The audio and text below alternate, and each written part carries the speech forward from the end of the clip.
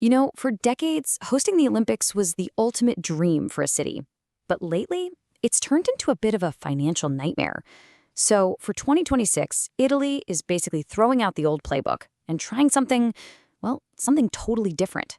This could either save the future of the Games or it could be a huge cautionary tale. So, what exactly is this radical new plan? Let's dive in. All right, so first things first, we got to understand the problem that Milano Cortina is even trying to solve. And honestly, it's a big one. The modern Olympics have a massive cost problem. You know, all that glory of hosting, it's often followed by years, and I mean years, of debt and regret for the cities left footing the bill. So that leads to a pretty blunt question, right? Are the Olympic Games actually broken? It sounds dramatic, but it's a question that organizers and especially taxpayers have been asking for a long, long time. And when you really look at what happens after the flame goes out in recent games, you start to see this really troubling pattern. And this pretty much sums it up perfectly. It's called the Olympic hangover. I mean, think about it. Cities are left with these massive, empty stadiums, white elephants, that cost an absolute fortune just to maintain. They get stuck with enormous debt. They have to deal with the environmental mess from all that construction, and sometimes entire communities get pushed aside to make it all happen. It's a model that, let's be honest, just isn't sustainable anymore. Okay, so with that bleak picture in mind, Italy steps up, and their proposal isn't just a small tweak. No, it's a total reimagining of what hosting the Winter Olympics even means. They're trying to build a completely new foundation for the Games. Let's take a look at how they plan to pull it off. So, the core idea, the big picture concept, is this: a sustainable and decentralized design. What does that mean? Well, instead of cramming everything into one city and building a ton of new stuff, you spread the Games out across a massive region. The whole point is to use amazing, world-class venues that, get this, already exist. That means you slash the need for new construction, and hopefully you dramatically cut down on the environmental and, of course, the financial costs. And this really lays out the difference, plain and simple. You've got the old way, the traditional model, everything in one city, super expensive, and just eats up resources. Then you have the Milano Cortina model, spread out, trying to be way more frugal and making smart use of what's already there. It's not just a change, it's a complete paradigm shift. And here it is. This is the headline number, the one statistic that really drives their whole philosophy. A whopping 93% of the venues for the 2026 Games will be either existing or temporary. Let that sink in. 93%. This isn't some small tweak. This is a fundamental promise to not repeat the mistakes of the past. So what's the end game here? What are they really trying to achieve with this new model? Well, the goals are pretty clear. First, no more useless white elephant stadiums. Second, slash the budget. Way down. Third, aim for carbon neutrality. And they also want a real, tangible legacy. A great example is the new Olympic Village in Milan. It's being designed from the get-go to be converted into student housing after the Games are over. Now that's smart planning. Okay, so that all sounds great on paper, but how does this actually work in the real world? I mean, how do you even run an Olympics that's not in a single city? The answer lies in what they're calling the cluster system.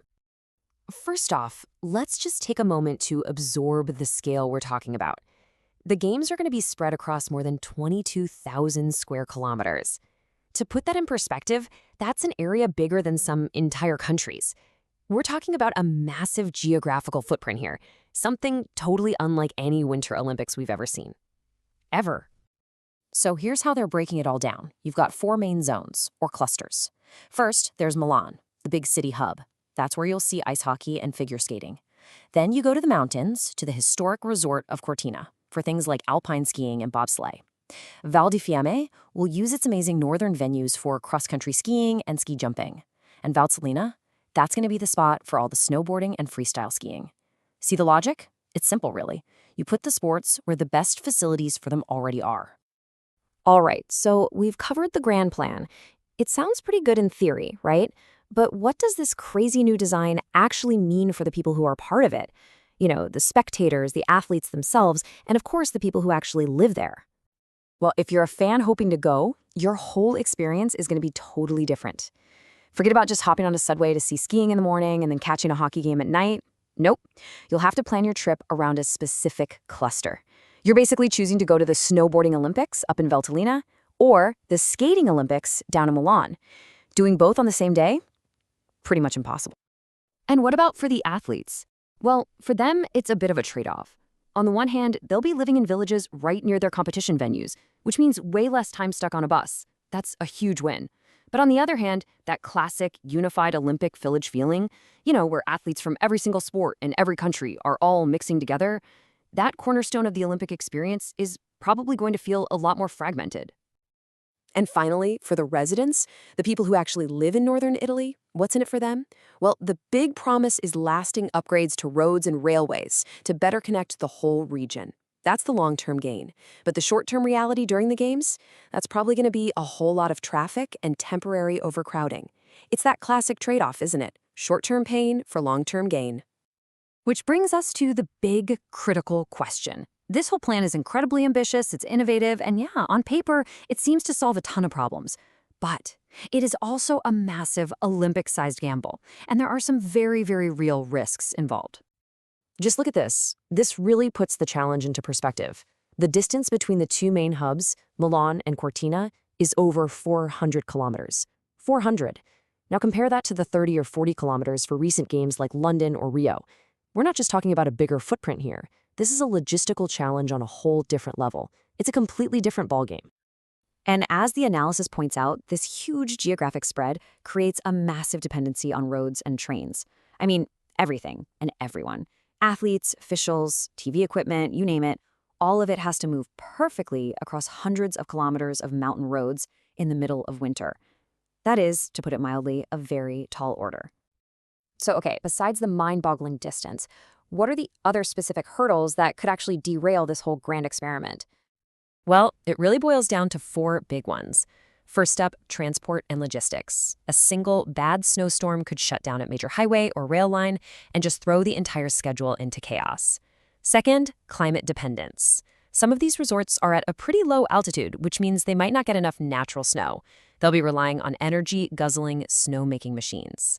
Third, cost overruns. Yeah, even with the goal of saving money, the brand new sliding track they're building in Cortina is already way behind schedule and over budget. And finally, there's that intangible risk, the feeling. By spreading everything so far apart, do you lose that magical, concentrated Olympic spirit that makes the game so special? So that's where we are. We're left with this massive question. Is this sustainable, decentralized model from Milano Cortina the brilliant blueprint that's finally going to save the Olympics? The thing that makes them affordable and responsible for a whole new generation? Or is it a logistical nightmare just waiting to happen? A beautiful idea that was just too ambitious to ever work in the real world?